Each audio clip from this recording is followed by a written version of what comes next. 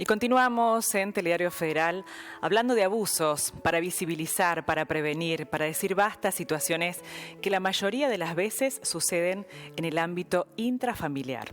Esa es la intención de este espacio junto a Sebastián y a Silvia, desde Adultos por los Derechos de la Infancia. Y hoy nos vamos a centrar en la importancia de la familia y la sociedad también cuando se detecta, cuando se entera de un caso de abuso. Buenas tardes, Sebastián. Buenas tardes, Silvia. Un gusto tenerlos por aquí nuevamente. Hola, ¿qué tal? Un gusto estar hablando con ustedes. Muy buenas tardes, un placer. Por favor, bueno, ¿cómo impacta esto primero en ese entorno, ¿no? En la familia, ¿no? En el núcleo, bueno, más primario que tiene ese menor, ese niño, cuando se da cuenta de un caso de abuso? Silvia y Sebastián.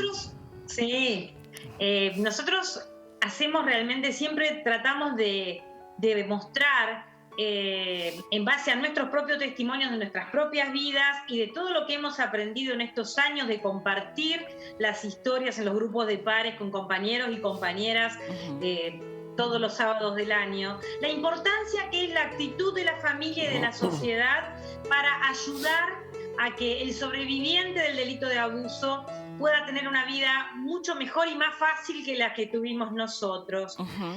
Es fundamental primero siempre creer lo que está diciendo el sobreviviente. El creer no solamente es te creo lo que estás diciendo, sino es sentir la emoción profunda que está teniendo esa persona cuando nos ha elegido para contar eso que tenía quizás por décadas guardado. Y algo que también me parece importante a mí acá decir es que si en verdad ya esta situación ya sucedió y no estuvimos a la altura de las circunstancias, o sea, no pudimos en verdad ni hablar más del tema, ni nos pareció que no había que volver a preguntar nada porque nos daba como vergüenza, que sepamos que siempre podemos ir a esa persona que en algún momento confió en nosotros y decirle, hoy sé que tengo que escucharte, hoy sé que lo que te pasó es grave, porque siempre se puede reparar. Esto es lo que nosotros realmente también insistimos, en que uno puede decir, ay, qué bruta que fui en ese momento con esta persona. Bueno, podemos porque ir a veces hacia atrás, cambian las escenas familiares, pasan décadas a lo mejor, antes de que realmente esa persona a la que sufrió el abuso pueda manifestarlo, pueda contarlo, pueda confiarlo a alguien, ¿no? Claro, y ahí es eso, nosotros decimos que la familia tiene que tomarlo como una luz, como una bendición. Las respuestas familiares habituales no son así. La respuesta familiar habitual es ¿por qué ahora, después de tantos años, lo venís a decir? Hagamos que no pasó nada porque esto rompe la unidad familiar. Estos son cosas que se están manteniendo en el tiempo y que lo único que hacen es garantizar que los abusadores sigan abusando del resto de los niños de la familia. Y además, el sobreviviente o la sobreviviente que habló se sienta absolutamente solo, aislado y expulsado. Y vuelve a ser víctima, ¿no? Vuelve a ser víctima por segunda vez, ¿no? En ese descreimiento del núcleo familiar, ¿verdad? Por supuesto. Por eso a nosotros nos parece fundamental esto y que si ya sucedió, se puede reparar. Y la reparación siempre es mucho mejor volver a hablar del tema, volver a decir, volverse a sentar, que hacer como que no pasó nada. Lo que no podemos hacer y no podemos permitirnos hacer como núcleo social es que cuando nos enteramos de algo de esta gravedad, hacer como que no pasó nada. Realmente me imagino que esto debe dejar muchísimas secuelas. ¿Cómo impacta también en ese niño, en esa persona que decide contar y que la familia no le cree su historia, no le cree su vivencia, no le cree su experiencia de abuso? ¿Cómo impacta esto en un niño? Bueno, por supuesto que desde nuestra experiencia como sobrevivientes, adultas y adultos, lo que vemos en personas adultas de las más diversas generaciones es que ciertamente siempre es un hecho muy doloroso por ejemplo, como bien referías vos en tu pregunta, el haberlo compartido en el núcleo familiar y no haber sido creído o creída, o que no se le haya dado la importancia, la dimensión que esto tenía. Y ahí vemos que hay dolores que se acompañan durante décadas. Vemos que en muchísimos casos, luego de haber confiado ese dolor, ese trauma, esa herida en un contexto familiar, que no estuvo a la altura de las circunstancias, la mayoría de las veces esas personas, esas niñas, niños o adolescentes, lo que hicieron fue muchísimas veces retraerse, aumentar esa sensación de profunda desconfianza, que es lo que muchísimas veces, entre otras cosas, genera el delito de abuso sexual, que entre otras cosas básicas es un descomunal abuso de poder y un gran atropello a la confianza que uno tiene como niña, niño o adolescente justamente en las personas a las cuales quiere y en las cuales tiene una necesidad de cuidado y de protección. Y la confianza es una de las cosas que más se vulneran en esa subjetividad, en esa emocionalidad de la niña o el niño víctima. Y entonces, cuando se confía esto en un ámbito familiar, buscando encontrar credibilidad, solidaridad, amparo, cariño, protección, y eso no se encuentra, nosotros vemos esto en sobrevivientes adultas y adultos, muchas décadas después, como esa mala reacción, esa mala actitud del entorno familiar o social, lo que hizo fue justamente traer y aumentar esos sentimientos y actitudes, entre otras cosas, de mucha desconfianza y de mucho recelo para con los demás. Por eso, ciertamente, entre otras cosas también, remarcando este punto, es tan importante, ¿no?, que la respuesta sea verdaderamente empática y solidaria. Claro, ¿por qué creen que se da o cuáles son las razones que encuentran, ¿no?, en la propia experiencia, en el trabajo que realizan desde Adultos por los Derechos de la Infancia, esta negación, ¿no? Daría la sensación que hasta a veces los mismos adultos son los que nos paralizamos o se paralizan, ¿no?, ante justamente la confianza de que alguien nos cuente a lo mejor que ha sido abusado, ¿no? ¿Por qué se da esta situación todavía? Nosotros pensamos que en una sociedad adultocéntrica como la nuestra, donde cuando llegaste adulto es como un lugar de poder indiscutible, es muy cómodo permanecer haciéndose el que no pasa nada y olvidarnos de los dolores de infancia. Porque es verdaderamente incómodo, vos pensás en un núcleo familiar, darse cuenta, asumir que en verdad el abuelito, el tío, no sé, la abuela, no eran esos personajes divinos o quizás un poco, no sé, qué podemos decir, ay, el abuelo era un poco violento y demás. No, eran verdaderamente personas que dañaban mucho a niños y niñas. Es incómodo las medidas que habría que tomar a nivel intrafamiliar, que tiene que ver con esto. Bueno, hay fiestas, hay navidades, hay casamientos, bueno, al agresor no se lo invita. Y esto genera molestia, genera el decir, bueno, muchas familias dicen, venís a decir esto y rompes la familia. Y lo que nosotros decimos, el que rompió la familia es el abusador o abusadora. Claro, no es nunca la víctima que habla. Entonces es muy incómodo asumir esto de que los agresores están entre nosotros y más de una vez uno los ha querido o tenés un vínculo emocional y afectivo. Y esto te obliga a tomar una postura. Claro. Es muy incómodo, muy doloroso, siempre te interpela. Y me parece que hasta ahora la sociedad adulta se ha movido con esto de decir, bueno, hago como que no pasara nada.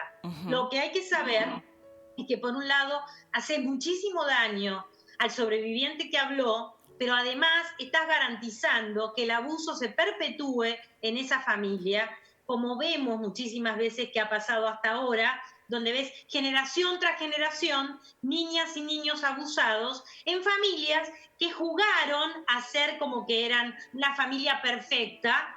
Y lo cierto es que cuando hay agresores, la familia perfecta tiene que actuar protegiendo a los niños víctimas y en verdad, por lo menos aislando al agresor. Esa sería como la conducta para parar con el abuso. Qué peligroso, qué doloroso, ¿no? Todas estas situaciones, pero más allá de situaciones que a lo mejor sean, de confesiones que sean en el ámbito intrafamiliar, ¿cómo actuar como adultos, no?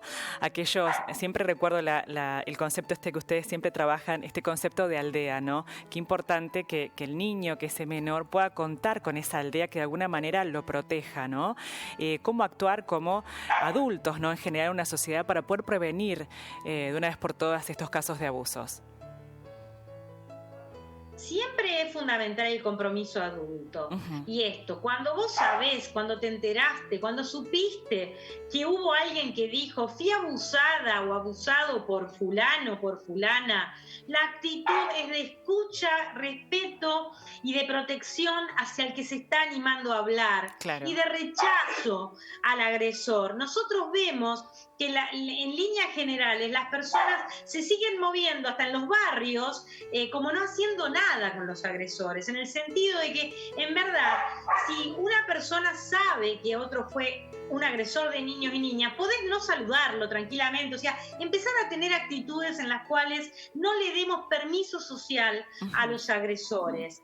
Esto sería un cambio muy importante, porque algo que yo digo siempre, cuando uno cuenta, bueno, de un abusador te dicen, ay, yo lo mataría. Es una frase que la gente repite mucho. Sí, muy recurrente. Y yo digo, no te pido que lo mates, te pido que no lo saludes.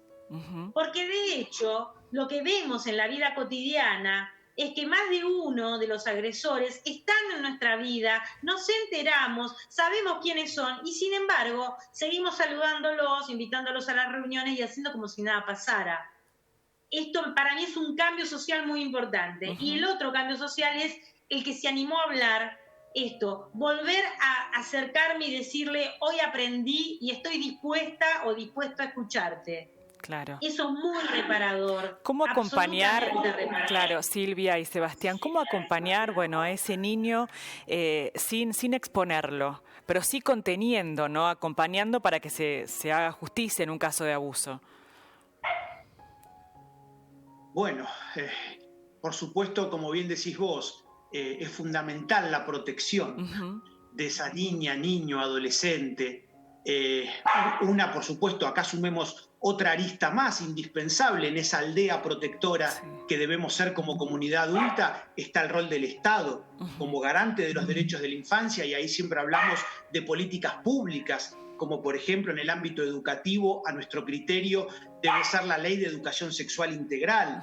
En este sentido, por ejemplo, las escuelas deben acompañar también a las niñas y niños víctimas y a la adulta o al adulto protector de esa niña, niño o adolescente en esa protección y en esa búsqueda de reparación y justicia. Es decir, eso también es un elemento muy importante a nuestro criterio a la hora de tener en cuenta de que ante justamente cómo tenemos que acompañar nada menos que a la infancia víctima de abuso sexual. Ahí, por ejemplo, un actor que también tiene que estar absolutamente comprometido con la suerte de las niñas y niños son las escuelas y quienes integran las escuelas como educadoras y educadores. Eso ya es de por sí un gran refuerzo muy importante a la hora de acompañar de una manera protectora a esas niñas y niños.